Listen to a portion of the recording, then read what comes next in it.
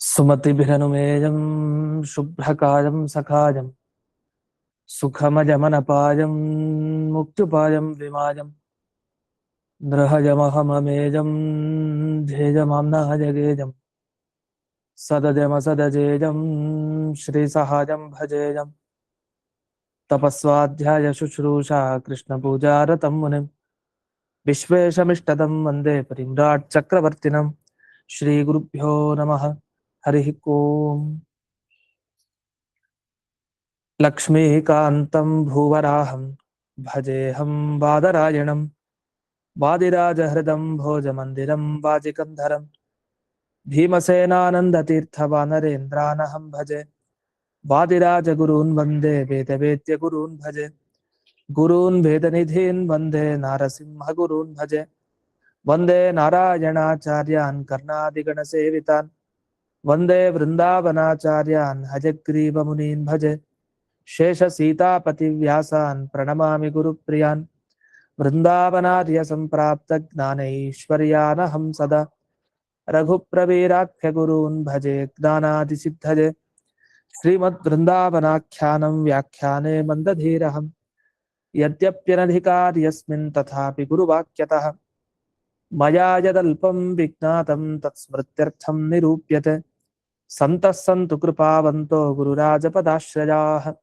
भगवान् अव्यवहितभाविकल्पसमीरो लातव्याचार्यः सुरवर्यैः सम्प्रार्थितः श्रीनारायणेन आज्ञप्तः सन् भूमौ अवतीर्य वादिराजनामायति कुलतिलको भूत्वा दुर्वादिनो विजित्य युक्तिमल्लिकादीन् ग्रन्थान् विरचय्य सज्जनानां सम्यग्ज्ञानमुत्पाद्य अत्यक्तदेहः सन् वृन्दावनस्थो भूत्वा भक्तानाम् इष्टानिष्टप्राप्तिपरिहारसाधन अत्यर्थप्रसादजनक अपरोक्षज्ञानजनक परोक्षनिश्चयोत्पादक उपनिषदादिप्रतिपाद्य ऋजुभावं स्वस्य ख्यापयितुं वृन्दावनाख्यानं कुर्वन् कस्यचित् तदानीम् अकुशलदेशीय ब्राह्मणस्वप्ने विश्वासयोग्यानां विश्वासम् उत्पादयितुम् उपदिदेश विलीनप्रकृतितया अन्तराजविधुरोऽपि आचार्यवत् शिष्यान् ग्राहयितुं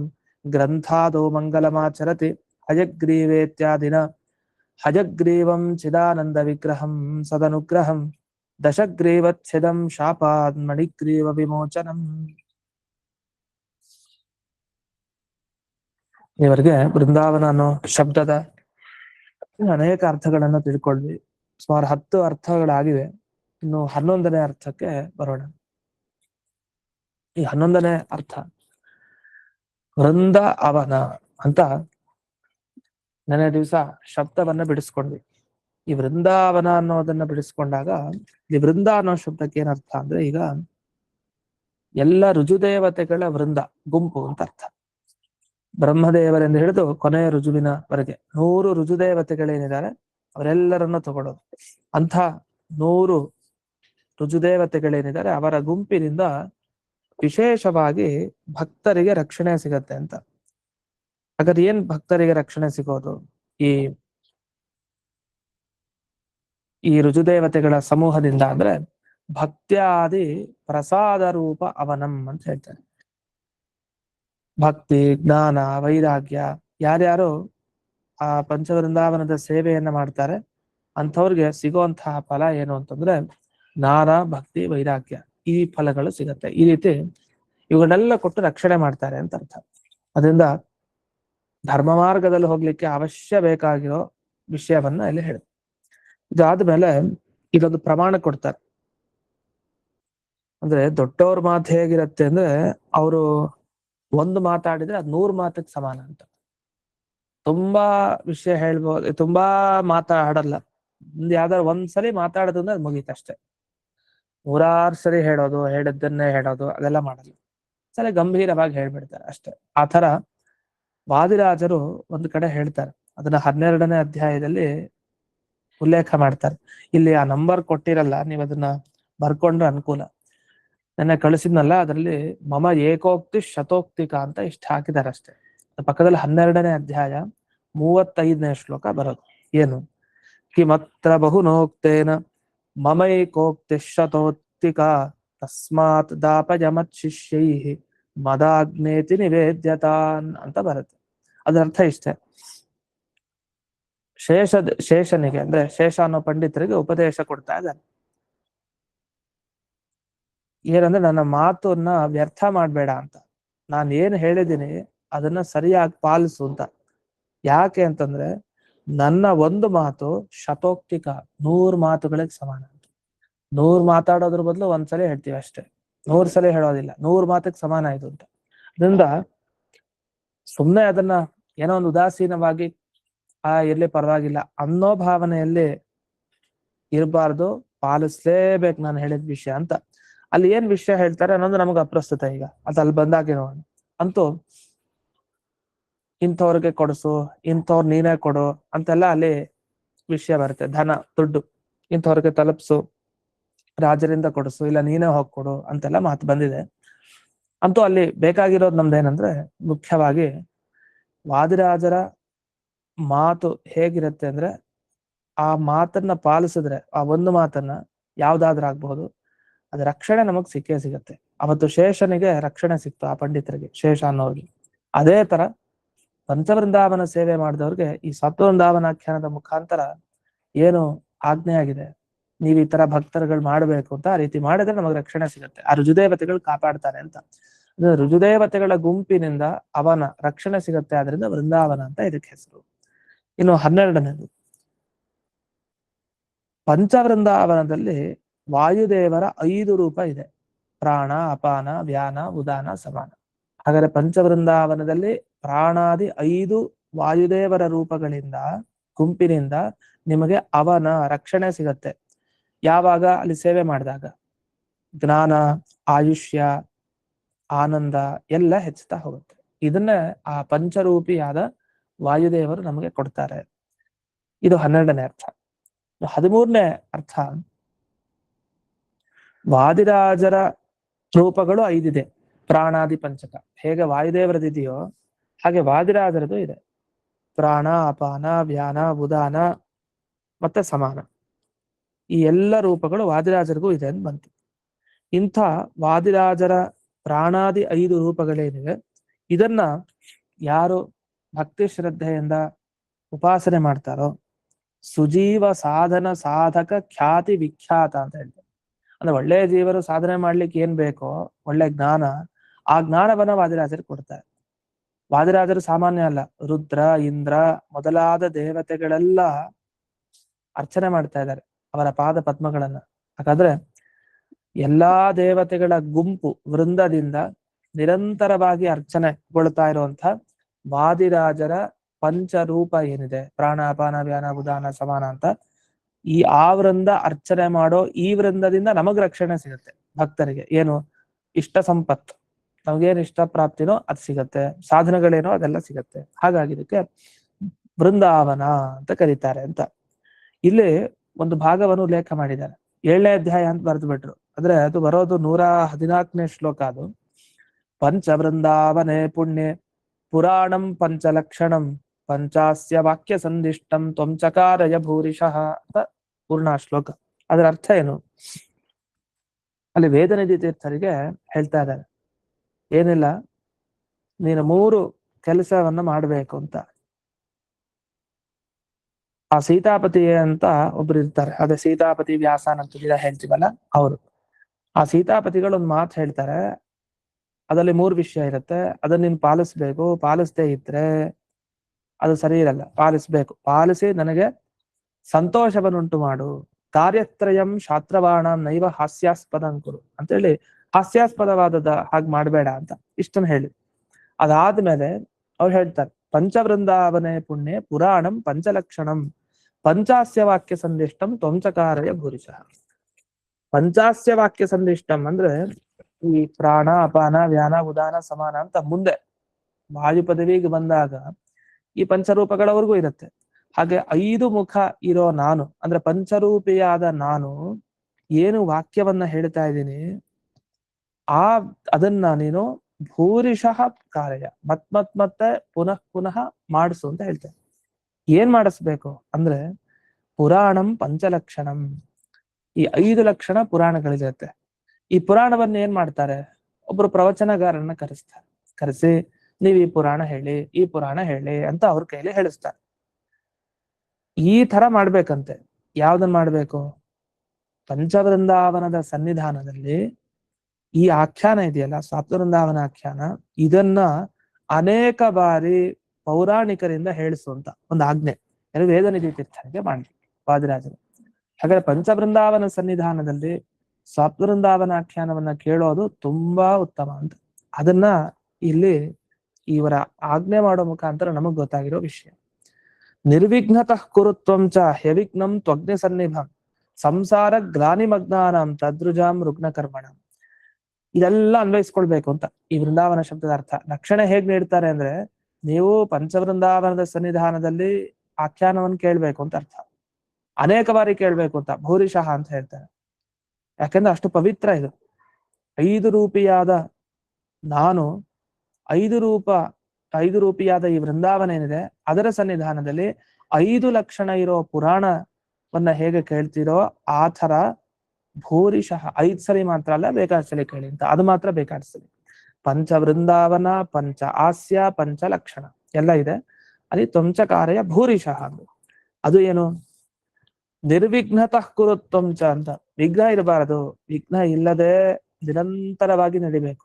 ಯಾಕೆ ಅಂತಂದ್ರೆ ಅಗ್ನಿ ಸನ್ನಿಭಂ ಅಂತಾರೆ. ಈ ಆಖ್ಯಾನ ಇದೆಯಲ್ಲ, ಇದು ಅಗ್ನಿ ತರ ನಮ್ಮ ಎಲ್ಲಾ ಪಾಪಗಳನ್ನ ಸುಟ್ಟಾಕತ್ತೆ. ನಮ್ಮ ಎಲ್ಲ ಅನಿಷ್ಟ ಏನೇನಿದೆ ಅದನ್ನೆಲ್ಲ ಕಳೆದು ಹಾಕತ್ತೆ. ಅಗ್ನಿಗೆ ಸಮಾನವಾದ ಇದನ್ನ ವಿಶೇಷವಾಗಿ ನೀನ್ ಹೇಳು ಅಂತ ಅವ್ರಿಗಾಗ್ನೆ. ನಿರ್ವಿಘ್ನತಃ ಕುರುತ್ವಂ, ವಿಘ್ನ ಇಲ್ಲದೆ ನೀನ್ ಹೇಳು, ಹೇಳಿಸು. ಎರಡೂ ಕೆಲಸ. ಒಂದು ಆಖ್ಯಾನ ಹೇಳ್ಬೇಕು, ಇನ್ನೊಂದು ಆಖ್ಯಾನ ಹೇಳಿಸ್ಬೇಕು. ಈ ರೀತಿ ಅನೇಕ ಕಾರ್ಯಗಳಿದೆ. ಯಾರಿಗಿದ್ರಿಂದ ಸಹಾಯ ಆಗತ್ತೆ ಅಂದ್ರೆ ಸಂಸಾರ ಗ್ಲಾನಿ ಮಗ್ನಾನ, ಯಾರು ಸಂಸಾರದ ಕಷ್ಟದಲ್ಲಿ ಮುಳುಗ್ಬಿಟ್ಟಿದಾರೋ, ಸಮುದ್ರದಲ್ಲಿ ನೀರ್ನಲ್ಲೆಲ್ಲ ಮುಳುಗ್ಬಿಟ್ರೆ ಮುಗೀತು, ಇನ್ನು ಹೇಳ್ಲಿಕ್ಕೆ ಸಾಧ್ಯನ ಮುಳುಗದ ಮೇಲೆ. ಹಾಗೆ ಸಂಸಾರದಲ್ಲಿ ಮುಳುಗ್ ಹೋಗ್ಬಿಟ್ಟಿದ್ದಾರೆ, ಆದ್ರೆ ಪುಣ್ಯಕ್ಕೆ ಬದುಕಿದ್ದಾರೆ ಅಷ್ಟೇ, ಬದುಕಿದ್ದು ಸತ್ತಿರೋರ್ತಾರೆ. ಆದ್ರೆ ಈ ದುಃಖವನ್ನೆಲ್ಲ ಕಳ್ಕೊಳ್ಬೇಕಲ್ಲ ಒಂದು. ಜೊತೆಗೆ ತದ್ ರುಜಾಂ, ರೋಗಗಳಿದೆ ಎಷ್ಟೋ ಜನರಿಗೆ. ರುಗ್ಣ ಕರ್ಮಣ, ಮತ್ತೆ ಮಾಡಿದ ಕರ್ಮ ಎಲ್ಲ ನಾವೇ ಹಳ್ಳ ತೊಡ್ಕೊಂಡು ನಾವೇ ಬೀಳೋ ತರ ಅಂಥ ಕೆಲ್ಸ ಮಾಡ್ತೀವಿ. ಇಂಥ ಕರ್ಮಗಳನ್ನು ಮಾಡೋ ಜನ ಇದ್ದಾರೆ. ಇವ್ರಿಗೆಲ್ಲ ಪರಿಹಾರ ಆಗ್ಬೇಕು ಅವೆಲ್ಲ ಅಂತಾದ್ರೆ ನಿರ್ವಿಘ್ನವಾಗಿ ಈ ಸ್ವಾತ್ಮವೃಂದಾವನಾಖ್ಯಾನವನ್ನ ಪಂಚವೃಂದಾವನದ ಸನ್ನಿಧಾನದಲ್ಲಿ ಹೇಳಿಸು ಭೂರಿಶಃ, ಬಹಳ ಸಲ ಅಂತ ಇದಾಗಿತ್ತು ಆಜ್ಞೆ. ಈ ವಿಷಯವನ್ನ ಇಲ್ಲಿ ತಿಳ್ಕೊಳ್ಬೇಕು ನಾವು ಈ ವೃಂದಾವನ ಅನ್ನೋ ಶಬ್ದದಿಂದ. ಹೇಗೆ ವೃಂದ ಅಂದ್ರೆ 5 ರೂಪ ವಾದಿರಾಜರದು. ವಾಯು ಪದವಿಗೆ ಬಂದಾಗ ಆಗುವಂತಹ ಏನು ಸಿಗುವಂತಹ ಪಂಚರೂಪಗಳಿದೆ, ಅದರಿಂದ ಭಕ್ತರಿಗೆ ಇಷ್ಟ ಸಂಪತ್ತು ಲಾಭ ಆಗತ್ತೆ ಯಾವಾಗ ಈ ಕೆಲಸ ಮಾಡಿದಾಗ ಅನ್ನೋ ವಿಷಯವನ್ನ ಸೂಚನೆ ಮಾಡ್ಲಿಕ್ಕೆ ಈ ಪದ್ಯಗಳನ್ನು ಓದ್ಬೇಕು. ಇದು 13ನೇ ಅರ್ಥ. ಇನ್ನು 14ನೇ ಅರ್ಥ, ವಾದಿರಾಜರ ರೂಪಗಳು ಅಂದ್ರೆ ಬರೀ 5 ಅಲ್ಲ. ವಾಯು ಪದವಿಗೆ ಬಂದಾಗ 5, ವಾಸ್ತವಿಕವಾಗಿ ಅವ್ರದ್ದು ಎಷ್ಟು ರೂಪ ಇದೆ, ಬೇಕಾದಷ್ಟು ರೂಪ ವಾದಿರಾಜರದಿದೆ. ಅದೆಲ್ಲ ಹೇಳಿದ್ದಾರೆ, ಬೇಕಾದಷ್ಟು ರೂಪ ವಾದಿರಾಜರದಿದೆ. ನಮಗ್ ಗೊತ್ತಿರೋದು 3 ರೂಪವನ್ನ ಕೇಳಿದ್ವಿ. ಈಗ ಪ್ರಾಣದೇವರು ಹೇಗೆ ಈಗ ಹನುಮಂತ, ಭೀಮ, ಮಧ್ವ 3 ರೂಪದಿಂದ ಬಂದ್ರು, ಹಾಗೆ ವಾದಿರಾಜರದು 3 ರೂಪ ಅಂತ ಕೇಳಿದೀವಿ. ಇಲ್ಲ ಹೇಳ್ತಾರೆ ಇಲ್ಲ, ಇನ್ನೂ ರೂಪಗಳಿದೆ ಅಂತ. ಹಾಗಾದ್ರೆ ಆ ರೂಪಗಳಿದೆ ಅಂತ ಎಲ್ಲಿ ಹೇಳಿದ್ದಾರೆ ಅಂದ್ರೆ ಈ 16ನೇ ಅಧ್ಯಾಯದಲ್ಲಿ ಬರುವಂತಹ ಒಂದು ಮಾತಿದೆ. ಆ 16ನೇ ಅಧ್ಯಾಯದಲ್ಲಿ 34ನೇ ಶ್ಲೋಕ. ಆ 34ನೇ ಶ್ಲೋಕದಲ್ಲಿ ಒಂದು ವಿಷಯವನ್ನ ಹೇಳ್ತಾರೆ. ವಿಪ್ರ ಫಲ್ಗುತರಶ್ಚಾಯಂ ವಿಪ್ರಲಿಪ್ಸುರ್ನ ಸಂಶಯ ಅನೇಕ ರೂಪವಂತಂ ಮಾಂ ವಿನೈಕತರ ರೂಪಿಣಂ ಮನ ಅಕ್ಸಮನುತೆ ವಿದ್ವನ್ ಶೌನಕೋ ಭುವಿ ಜಾಯತೆ ಅಂತ ಬಹಳ ಒಳ್ಳೆ ಮಾತು ಹೇಳ್ತಾರೆ. ಅದು ಶೇಷನಿಗೆ ಹೇಳುವಂತಹ ಉಪದೇಶ. ಅದಕ್ಕೆ ಶೇಷ, ಸೀತಾಪತಿ, ವ್ಯಾಸ ಅಂತ ಮತ್ತೆ ನಾವೇನು ಮಂಗಳ ಶ್ಲೋಕಗಳನ್ನ ಪ್ರತಿನಿತ್ಯ ಹೇಳ್ತೀವಿ. ಅವರೆಲ್ಲ ಅನುಗ್ರಹ ಆಗ್ಬೇಕು ಅವ್ರದ್ದು. ಅವರೆಲ್ಲ ವಾದಿರಾಜರ ಪರಮ ಅನುಗ್ರಹಕ್ಕೆ ಪಾತ್ರ ಆದವರು. ಅವ್ರೇನ್ ಹೇಳ್ತಾರೆ ಅಂದ್ರಲ್ಲಿ, ಒಬ್ಬ ಇದ್ದಾನೆ, ಅವನಿಗೆ ಸಪ್ತವೃಂದಾವನಾಖ್ಯಾನದ ಬಗ್ಗೆ ಹೇಳ್ಬೇಕು ಅಂತಿದೆ, ಆದ್ರೆ ಭಕ್ತಿಯಿಂದ ಹೇಳ್ಬೇಕು ಅಂತಿಲ್ಲ. ಒಟ್ಟು ಹೇಳ್ಬೇಕು ಅಂತ ಅಷ್ಟೆ. ಅದು ಏನಕ್ಕೆ ಅಂದ್ರೆ ವಿಷಹರ ಮಂತ್ರವತ್ ಅಂತ. ಈ ಶಾಸ್ತ್ರಗಳೆಲ್ಲ ವಿಷಹರ ಮಂತ್ರ ಅಂತ ಇದೆ. ಅಂದ್ರೆ ವಿಷ ಬಾಧೆ ನಮಗ್ ತಟ್ಟಿದ್ರೆ ಹುಂ ಫಟ್ ಅಂತೆಲ್ಲ ಕೆಲವು ಶಬ್ದ ಇದೆ. ಅದನ್ನ ಹೇಳ್ತಾ ಹೋದ್ರೆ ಅದು ವಿಷ ಪರಿಹಾರ ಆಗತ್ತೆ. ಹಾಗಂತ ಹುಂಪಟ್ಟನ್ನು ಯಾಕೆ ನಾವು ಬಳಸ್ಕೊಳ್ತೀವಿ? ಯಾವಾಗ ನಮ್ಗೆ ಬೇಕೋ ಆಗ ಬಳಸ್ಕೊಳ್ತೀವಿ. ಈಗ ವಿಷ ಬಾಧೆ ನಮ್ಗೆ ಇಲ್ಲ ಅನ್ಕೊಳ್ಳಿ, ನಾವ್ ಯಾಕೆ ಹುಂಪಟ್ಟ ಅಂತ ಜಪ ಮಾಡ್ತಾ ಕೊಡ್ತೀವಿ? ಇಲ್ಲ. ಹಾಗಾದ್ರೆ ಸ್ವಾತ್ಮನುಧಾವನಾಖ್ಯಾನ ಕೃತಿಯನ್ನ ಹೇಗ್ ಬಳಸ್ಕೊಳ್ತಾರೆ ಅಂದ್ರೆ ಇವನು ಅವ್ರು ಹೇಳ್ತಾ ಇರೋದು, ಹೇ ಗುಣಿನ್ ನೀನ್ ಕೇಳಿಲ್ಲಿ ಅಂತ. ಯಾವಾಗ ಅಂದ್ರೆ ಸ್ವಾರ್ಥ ಸಿದ್ಧಿಗೆ ಮಾತ್ರ, ನಮ್ಗೇನೋ ಬೇಕು ಫಲ, ಅದಕ್ಕೋಸ್ಕರ ಆಗ ಮಾತ್ರ ಸ್ವಾತ್ಮನುಧಾವನಾಖ್ಯಾನ ತೆಗೆದು ಓದೋದು. ಅಷ್ಟೇ ಅಲ್ಲ, ಆ ತರ ಮಾಡಬಾರ್ದು. ಹಾಗೇನಾರು ಮಾಡಿದ್ರೆ ನನ್ನನ್ನ ಪೂರ್ತಿಯಾಗಿ ತಿಳಿಲಿಕ್ಕೆ ಸಾಧ್ಯ ಇಲ್ಲ.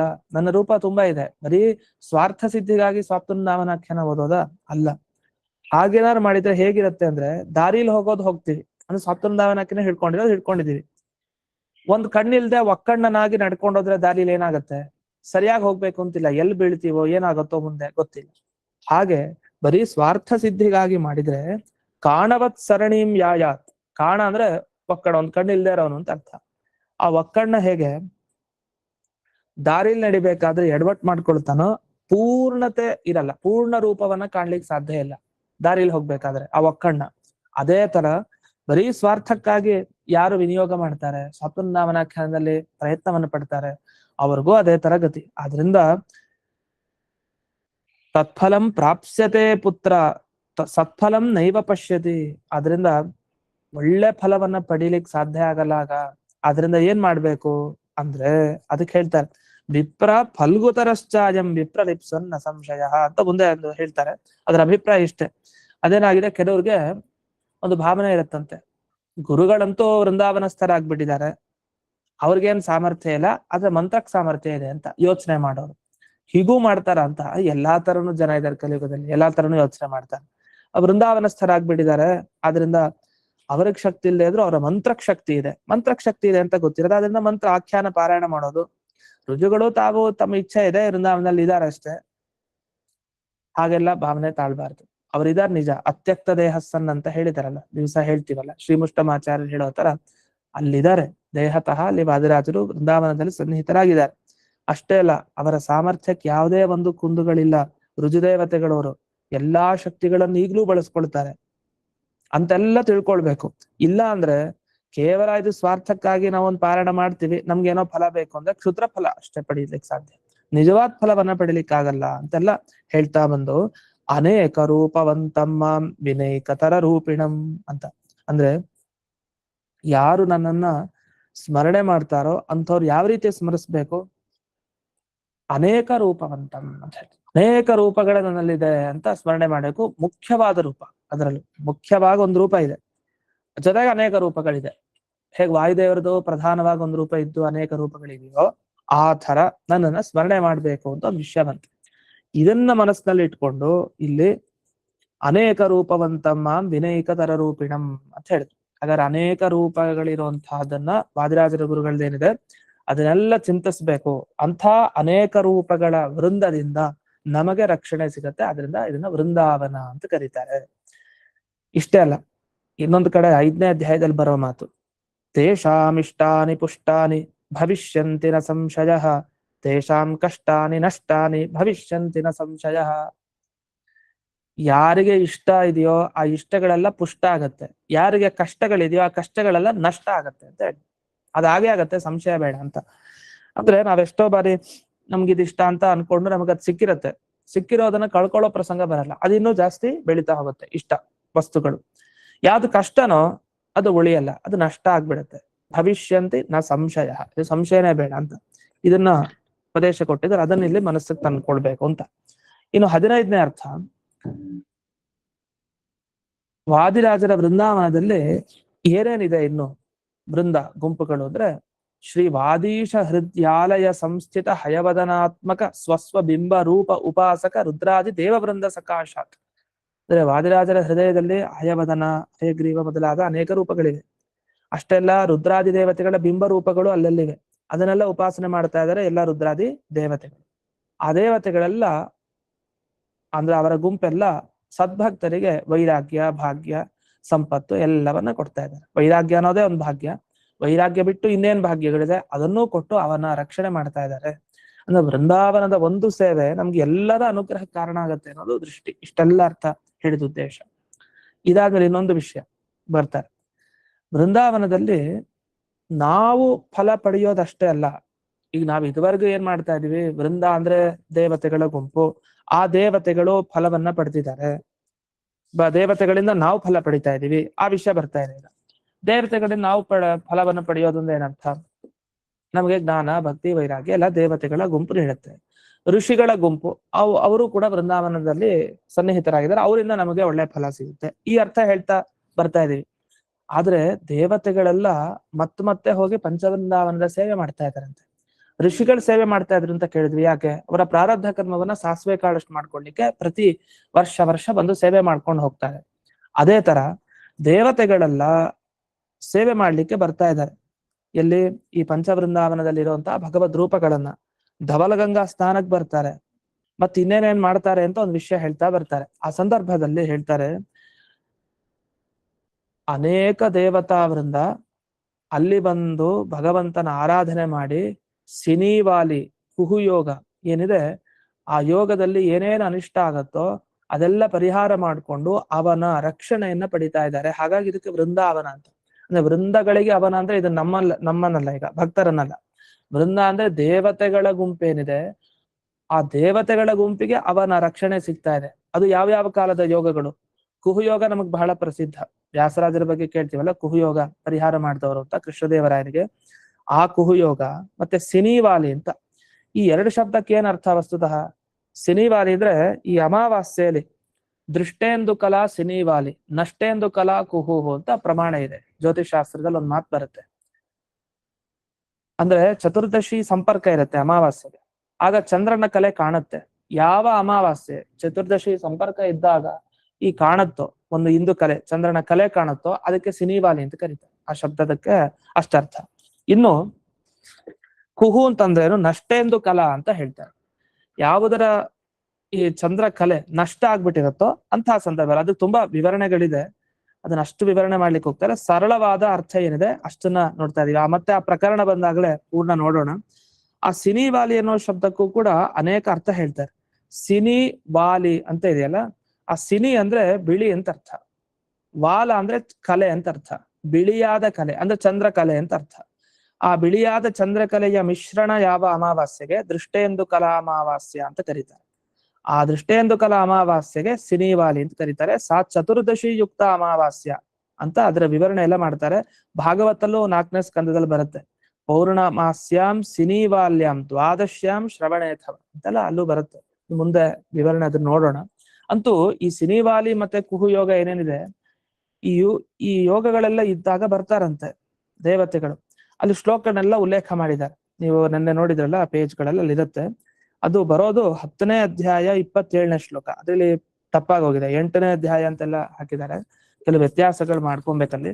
ಇದರ ಅರ್ಥ ಏನಂದ್ರೆ, ವಾದಿರಾಜರು ಹೇಳ್ತಾರೆ, ಈ ಯೋಗದ ಸಮಯದಲ್ಲಿ ಸಿನಿವಾಲಿ ಕುಹು ಇತ್ಯಾದಿ ಯೋಗಗಳ ಸಮಯದಲ್ಲಿ ದೋಷಗಳ ಶಾಂತಿ ಆಗ್ಬೇಕಲ್ಲ, ಅದಕ್ಕೋಸ್ಕರ ಆ ಯೋಗದಲ್ಲಿ ಕಣ್ಣು ಮುಚ್ಕೊಂಡು, ಈ ಒಕ್ಕಣ್ಣ ಇರೋರು, ಒಂದೇ ಕಣ್ಣಿರೋರು ಮುಂದೆ ಹಾಗೆ ಓಡಾಡ್ತಾರಲ್ಲ, ಹಾಗೆ ಆ ಯೋಗಗಳಿದ್ದಾಗ ಒಕ್ಕಣ್ಣನಂತೆ ಸಂಚಾರ ಮಾಡ್ಕೊಂಡು ಬರ್ತಾರಂತೆ. ಸೀದಾ ಬೃಂದಾವನದಲ್ಲಿರೋ ಹಯಗ್ರೀವ ದೇವರ ಹತ್ರ ಬಂದು ರಕ್ಷಣೆಯನ್ನ ಪಡ್ಕೊಳ್ತಾರಂತೆ, ಅಂದ್ರೆ ಅವ್ರ ಸೇವೆಯನ್ನು ಮಾಡ್ತಾರೆ ಅಂತ. ಆಮೇಲೆ ಧವಲಗಂಗಾ ಸರೋವರದಲ್ಲಿ ಸ್ನಾನ ಮಾಡ್ತಾರೆ, ತಮ್ಮ ದೋಷಗಳನ್ನ ಕಳ್ಕೊಳ್ತಾರೆ. ಆಮೇಲೆ ಅಲ್ಲಿ ಹೋಮ ನಡೆಯುತ್ತೆ. ನಂತರ ಪರಶುರಾಮ ದೇವರಿಗೆ ನಮಸ್ಕಾರ ಮಾಡ್ತಾರೆ. ಅದಾದ್ಮೇಲೆ ಇಂದಿರಾಪತಿ ಅಂದ್ರೆ ಗಂಗಾಜನಕ ತ್ರಿವಿಕ್ರಮ ದೇವರಿಗೆ ನಮಸ್ಕಾರ ಮಾಡ್ತಾರೆ, ಪ್ರಸಾದವನ್ನ ಪಡಿತಾರೆ, ಆಜ್ಞೆ ಪಡೆದು ಮತ್ತೆ ಸ್ವರ್ಗಲೋಕಕ್ಕೆ ಹೋಗ್ತಾರೆ. ಇದೆಲ್ಲ ದೇವತೆಗಳ ಕಥೆ. ಇಷ್ಟು ಮಾಡ್ತಾರಂತೆ.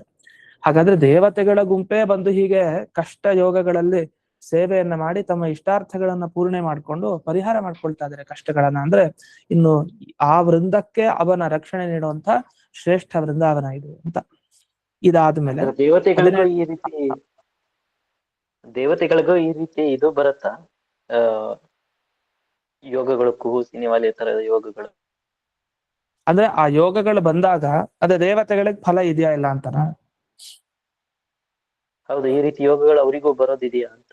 ಹೌದೌದು. ಇವಾಗ ನೋಡಿ, ಇವಾಗ ಹೇಗೆ ಅಂದ್ರೆ, ಈ ತಾರೆ ಇದ್ದಾರೆ, ಬೃಹಸ್ಪತಿ ಆಚಾರ್ಯರ ಪತ್ನಿ ತಾರೆಯನ್ನ ಚಂದ್ರ ಏನಿದಾರಲ್ಲ, ಚಂದ್ರದೇವರು ತಾರೆಯನ್ನ ಬಲಾತ್ಕಾರ ಮಾಡ್ತಾರೆ ಅಂತ ಇದೆ. ಇದೆಲ್ಲ ಯಾಕೆ ನಡೆಯುತ್ತೆ ಅಂದ್ರೆ ಕರ್ಮಯೋಗ ಇದ್ದಾಗ, ಪ್ರಾರಬ್ಧ ಕರ್ಮ ಯೋಗ ಇದ್ದಾಗ ನಡೆಯುತ್ತೆ. ಹಾಗಾದ್ರೆ ಈ ಪ್ರಾರಬ್ಧ ಕರ್ಮಗಳನ್ನೆಲ್ಲ ಕಳ್ಕೊಳ್ಬೇಕಲ್ಲ, ಮತ್ತೆ ಈ ಚಂದ್ರಗ್ರಹಣ, ಸೂರ್ಯಗ್ರಹಣ ಅಂತೆಲ್ಲ ನಾವು ಹೇಳ್ತೀವಿ. ದೇವತೆಗಳಿಗೂ ಕೂಡ ಆಯಾಯ ಕಾಲದಲ್ಲಿ ಮಧ್ಯದಲ್ಲಿ ಅನಿಷ್ಟ ಆಗುವಂತ ಸಂಭವ ಇದೆ.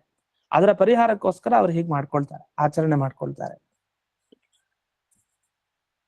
ಇದಾದ ಮೇಲೆ ಇಲ್ಲಿ ಇನ್ನು ಮುಂದೆ ವರ್ಣನೆ ಮಾಡ್ತಾ, ಮಗ್ನಾಸ್ತೆ ಮತ್ಸರ ಶ್ರೇಷ್ಠೆ ಭಗ್ನ ಪಾಪಾಹ ಬಭೂವಿರೆ ಅಗ್ನಿಂ ಹುತ್ವಾಚ ವಿಧಿವ ಜಾಮದಗ್ನಿಂ ಬಂದಿರೆ ಅಂತ ಅದರ ವಿವರಣೆ. ಜಾಮದಗ್ನಿ ಅಂತ ಪರಶುರಾಮ ದೇವರ ನಮಸ್ಕಾರದ ಬಗ್ಗೆ ತಿಳಿಸಿದೆ. ಇದು ಮುಂದೆ 17ನೇ ಅರ್ಥ. ಈ ಗುಂಪು ಅಂದ್ರೆ ಈಗ ಏನ್ ಹೇಳ್ತಾರೆ ಅಂದ್ರೆ, ವೃಂದಾವನದಲ್ಲಿ ಬರೀ ದೇವತೆಗಳ ಗುಂಪು, ಋಷಿಗಳ ಗುಂಪು ಅಷ್ಟೇ ಅಲ್ಲ, ತೀರ್ಥ, ಪರ್ವತ ಮತ್ತೆ ಅನೇಕ ಸ್ಥಾನ ಅಭಿಮಾನಿ ದೇವತೆಗಳೇನಿದ್ದಾರೆ ಆ ಎಲ್ಲ ಅಭಿಮಾನಿ ದೇವತೆಗಳ ಗುಂಪು ಅಲ್ಲಿದೆ. ಹಾಗಾಗಿ ತೀರ್ಥಕ್ಷೇತ್ರ ಸೇವನೆ ಮಾಡಿದ್ರೆ ಎಷ್ಟು ಫಲ ಸಿಕ್ಕಿ ನಮಗೆ ಅನಿಷ್ಟ ವಾರಣೆ ಆಗಿ ರಕ್ಷಣೆ ಆಗುತ್ತೋ, ಅದೇ ತರಹ ಇಲ್ಲಿ ಅನೇಕ ದೇವತಾ ಗುಂಪಿನ ಒಂದು ಸನ್ನಿಧಾನದಿಂದ ತೀರ್ಥಾಭಿಮಾನಿ ದೇವತೆಗಳು, ಪರ್ವತಾಭಿಮಾನಿ ದೇವತೆಗಳು ಎಲ್ಲರಿಂದ ರಕ್ಷಣೆ ನಮಗೆ ವಿಶೇಷವಾಗಿ ಸಿಗುತ್ತೆ. ಅದನ್ನ ವಾದಿರಾಜ ಗುರುಗಳ ವೃಂದಾವನ ಎಷ್ಟು ಪವಿತ್ರ. ಅದನ್ನೇ ಈ ಹಿಂದಕ್ಕೂ ನಾವು ನೋಡಿದ್ವಿ, ಮೊದಲನೇ ಇದರಲ್ಲೇ ಬರುತ್ತೆ ಶ್ಲೋಕಗಳು. ತುಂಗಭದ್ರೇತಿ ವಿಖ್ಯಾತ ಸ್ನಾತಾನಾಂ ಭದ್ರದಾಯಿನಿ, ಸ್ನಾನ ಮಾಡಿದವರಿಗೆ ಮಂಗಳವನ್ನ ನೀಡುತ್ತೆ, ಅದು ತುಂಗಭದ್ರೇತಿ ವಿಖ್ಯಾತ. ಅದೆಲ್ಲ ಇಲ್ಲಿದೆ ಅಂತ ಎಲ್ಲ ನೆಲೆಸಿದೆ. ಇನ್ನು ಏತಾಹ ಪುಣ್ಯತಮಾ ನದ್ಯ ಏತದನ್ಯಾಶ್ಚಯ ದ್ವಿಜ, ಇನ್ನೂ ಯಾವ್ಯಾವ ಪುಣ್ಯವಾದ ನದಿಗಳಿದೆಯೋ ಅದೆಲ್ಲ ಇಲ್ಲಿ ಇವೆ ಅಂತ ಹೇಳ್ತಾ ಬಂದು, ತಸ್ಮಾತ್ ವೃಂದಾವನವಿದಂ ಧವಲಾಖ್ಯಂ ಸರೋವರಂ, ಆ ಧವಲ ಸರೋವರ ಸ್ನಾನ, ದರ್ಶನ, ಪಾನ ಎಲ್ಲವೂ ಎಲ್ಲ ರೀತಿಯ ಅಘೌಘ ವಿನಾಶನಂ, ಎಲ್ಲ ರೀತಿಯ ಪಾಪಗಳಿಗೆ ಪರಿಹಾರ ಆಗತ್ತೆ ಅಂತ. ಹಾಗಾದ್ರೆ ಈ 17 ಅರ್ಥಗಳನ್ನ ನೋಡಿದಾಗ ದೇವತೆಗಳು, ಋಷಿಗಳು, ಸದ್ಭಕ್ತರು, ಸಾತ್ವಿಕರು ಯಾರ್ಯಾರೇ ಇದ್ದಾರೆ ಇದೆಲ್ಲರಿಗೂ ರಕ್ಷಣೆಯನ್ನ ನೀಡಿದ ಖ್ಯಾತಿ ಈ ವೃಂದಾವನಕ್ಕಿದೆ. ಅದರಿಂದ ಸಕಲರಿಗೂ ಆಶ್ರಯ ದಾತೃ ಈ ವೃಂದಾವನ ಸ್ಥ ಭಗವಂತ ವಿಶೇಷವಾಗಿ. ಇದಾದ್ಮೇಲೆ ಮುಂದಕ್ಕೆ 18ನೆಯ ಅರ್ಥ, ತ್ರಿಕೋಟಿ ಯತಿಭಿಸ್ಸಾರ್ಧಂ ವಾದಿರಾಜೋ ವಿರಾಜತೆ ಅಂತ ಒಂದು ಮಾತು. ಈ ಮಾತಿನ ಪ್ರಕಾರ ತ್ರಿಕೋಟಿ ಯತಿಗಳ ಜೊತೆಗೆ ವಾದಿರಾಜರಲ್ಲಿ ವೃಂದಾವನದಲ್ಲಿ ವಿರಾಜಮಾನರಾಗಿದ್ದಾರೆ. ಹಾಗಾದ್ರೆ ಆ ವೃಂದದಿಂದ ಯಾರು ತ್ರಿಕೋಟಿ ಯತಿಗಳಿದ್ದಾರೆ ಅವರಿಂದ ಮಾತ್ಸರ ಇಲ್ದೇ ಇರೋ ಭಕ್ತರಿಗೆ ಜ್ಞಾನ, ವೈರಾಗ್ಯ, ಅನುಗ್ರಹ ರೂಪ ಕವಚ ರಕ್ಷಣೆ ಸಿಗತ್ತೆ. ಆದ್ರಿಂದ ಇದಕ್ಕೆ ವೃಂದಾವನ ಅಂತ ಕರೀತಾರೆ ಅಂತ. ಇಷ್ಟು ಇಲ್ಲಿವರೆಗೆ 18 ಅರ್ಥ ಆಯ್ತು. ಒಂದು ಸ್ವಲ್ಪ ಅರ್ಥಗಳಿದೆ, ಅದನ್ನ ನಾಳೆ ದಿವಸ ನೋಡಿ ಮುಂದಕ್ಕೆ ಹೋಗೋಣ ಅಂತ ಹೇಳ್ತಾ ಇಂದಿನ ಪಾಠವನ್ನ ಅಸ್ಮದ್ ಗುರುವಂತರ್ಗತ ಅಸರಾಜ ಅಂತರ್ಗತ ಭಾರತೀಯ ರಮಣ ಮುಖ್ಯ ಪ್ರಾಣಾಂತರ್ಗತ ಶ್ರೀಮನ್ಮೂಲ ಗೋಪಾಲಕೃಷ್ಣನಿಗೆ ಅರ್ಪಣೆಯನ್ನು ಮಾಡ್ತೇನೆ.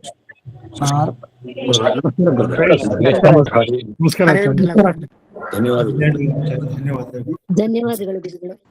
ನಮಸ್ಕಾರ ಆಚಾರ್ಯ, ಧನ್ಯವಾದಗಳು. ನಮಸ್ಕಾರ ಆಚಾರ್ಯ.